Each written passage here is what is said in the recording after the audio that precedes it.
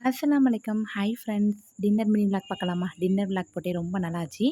Evening எல்லா வேலையும் முடிச்சுட்டு, கொஞ்ச நேரம் அம்மா வீட்ல போய் இருந்துட்டு வரலாம் அப்படின்னு சொல்லிட்டு வரும்போது தான், அக்கா, பசங்க எல்லாருமே இங்கேயும் என் பிள்ளைங்கள எல்லாத்தையும் கூட்டு போயாச்சு.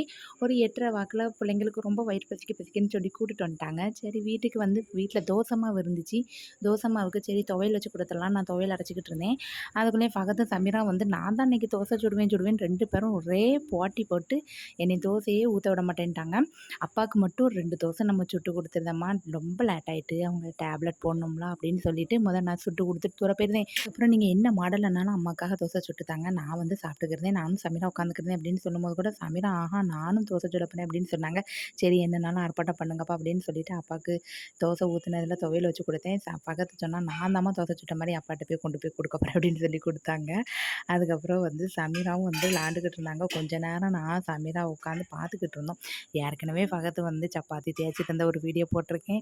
அதுக்கப்புறம் தோசையுமே சுட்டிருக்கான். சரி அது கோதுமை தோசை சுட்டான். இது வந்து அரிசி மாவு தோசை. இதான் ஃபர்ஸ்ட் டைம் நான் சுட போறேன் அப்படின்னு சொல்லிக்கிட்டு இருந்தாங்க. பாருங்க அவன ரொம்ப கலாய்ச்சிக்கிட்டு இருந்தேன்.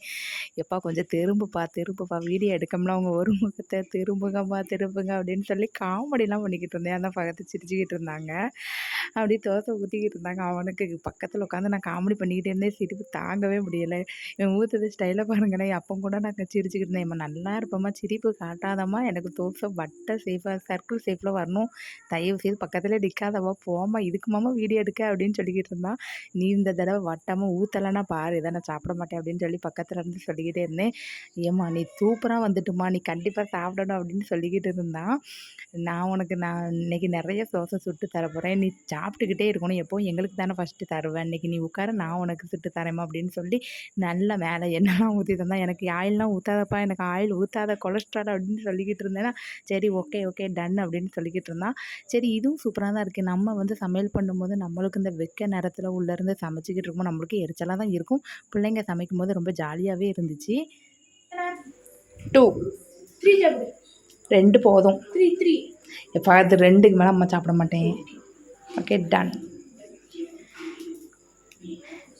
இப்போ பக்கத்துட்ட கொஞ்ச நேரம் அவன் பேசுறத பார்த்தீங்களா? அப்படியே லாஸ்ட்டு பாருங்களேன், தோசை சுட்டு தந்தா எனக்கே ரொம்ப காமெடியா இருந்துச்சு. "அம்மா 2 கண்ணு, மூக்கு, வாய் உனக்கு எவ்வளோ அழகா சூப்பரா செஞ்சு தந்திருக்கம்மா.